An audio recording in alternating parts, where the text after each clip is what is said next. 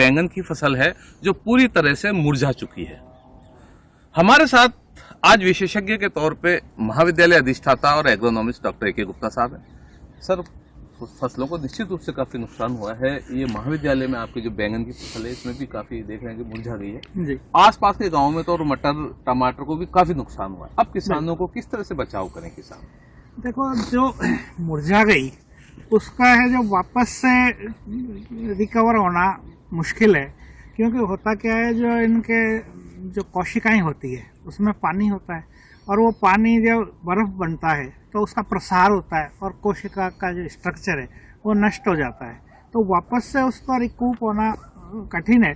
लेकिन बैंगन एक ऐसी फसल है जिसको द्विवर्षीय फसल हम मानते हैं, तो अगर इसको बाद में हम काट देंगे जहाँ से जो ये हरा है, तो फिर बाद में फुटान होके और तापमान बढ़ने के साथ नई बढ़वार होगी। उस नई बढ़वार पे फूल और जो फल हैं वो एक सामान्य फसल की तरह लगेंगे। सर, मटर वगैरह में भी मटर के अंदर यह है कि एक बार पानी बन गया जो फलियों में, वो वापस से ठीक नहीं होगा।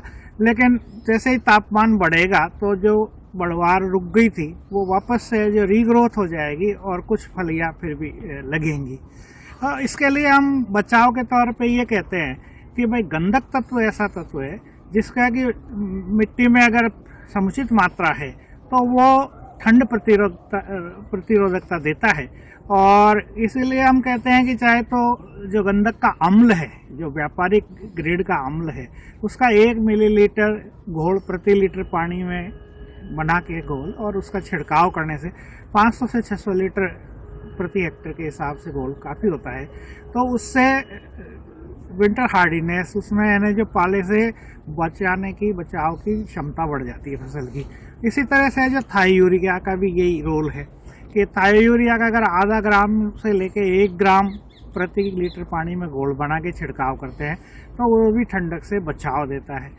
और कुछ ऐसी किस्में हैं जो कि सामान्यतः पहाड़ी क्षेत्रों के लिए तरकारी की किस्में हैं, तो वो उनमें जो विंटर हार्डीनेस उनमें होती है, और वो फसलें अभी यहाँ हमारे जो मैदानी भाग हैं उनमें काफ़ी उनमें से जो उपयुक्त पाई गई है, तो उन किस्मों को लगाने से भी हम आगे बचाव कर सकते हैं। हमारे साथ डायरेक्टर एजुकेशन डॉक्टर ए के गुप्ता सर भी हैं, विषय विशेषज्ञ हैं। सर, अब काफ़ी तापमान माइनस में है और लग रहा है कि शायद ये दौर हो सकता है आगे 1-2 दिन और चले। अब क्या किसानों को क्या उपाय करना चाहिए?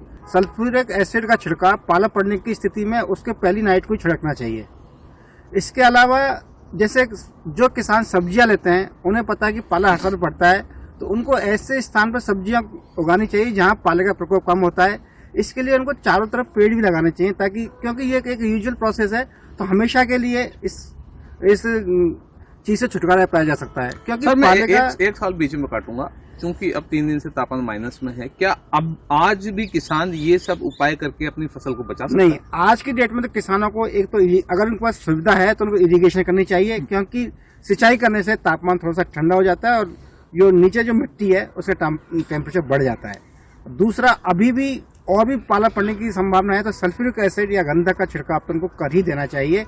यही 2-3 उपाय हैं जिससे फसलों को बचाया